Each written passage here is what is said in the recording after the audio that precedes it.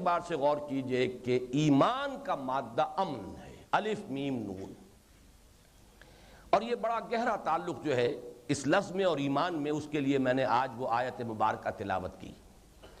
سورہ انعام میں حضرت ابراہیم علیہ السلام کا جب اپنی قوم کے ساتھ مجادلہ ہو رہا تھا، قوم انہیں ڈرا رہی تھی کہ تم نے تمام معبودوں کا انکار کر دیا ہے، تمہاری کوئی شامت آ کر رہے گی۔ انہوں نے جواب میں جو الفاظ ارشاد فرمائے، جو اللہ تعالیٰ نے قرآن حکیم میں ہم تک پہنچا دیے، اسی میں یہ الفاظ بھی ای الفریقین احق بالامن ان کنتم تعلمون۔ یہ جو دو فریق ہیں، ایک موحدین اور ایک مشرکین، ان دونوں فریقوں میں سے امن کا مستحق کون ہے؟ کون زیادہ مستحق ہے امن کا؟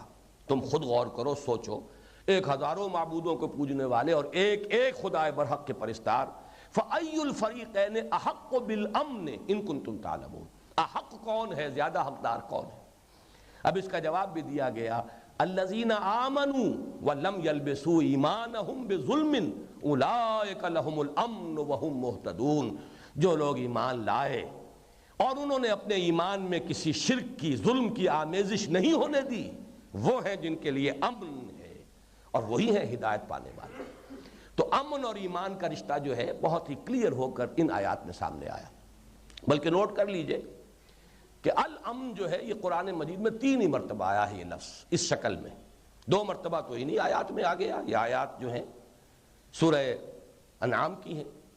ایک مرتبہ آیا سورہ نساء میں، وہاں خوف کے مقابلے میں امن آیا ہے۔ فرمایا گیا وَإِذَا جَاءَهُمْ أَمْرٌ مِّنَ الْخَوْفِ أَوِ الْأَمْنِ أَذَاعُوا بِهِ۔ منافقین کی ایک روش پر تبصرہ کیا گیا ہے۔ ان کا حال یہ ہے، کہیں سے کوئی خبر ان کے کانوں تک پہنچتی ہے، خوف کی یا امن کی، تو بجائے اس کے کہ جو ذمہ دار لوگ ہیں ان تک پہنچا دیں، اپنا فرض ادا کریں، اسے پہلے ہی عام کر دیتے ہیں، اس کو لوگوں میں پھیلا دیتے ہیں۔ ظاہر بات ہے اگر کوئی یعنی خوف کی کوئی بات ہے تو ایک دہشت کی لہر جو ہے دوڑ جائے گی، سنسنی پیدا ہو جائے گی۔ منافقین کا یہ طرز عمل، اس سے ہمارے سامنے اصل جو مفہوم ہے اس لفظ امن کا واضح ہوا۔ خوف کی ضد امن ہے۔ مزید وضاحت کریں گے تو خوف کے ساتھ حزن کا لفظ بھی شامل کر لیجیے۔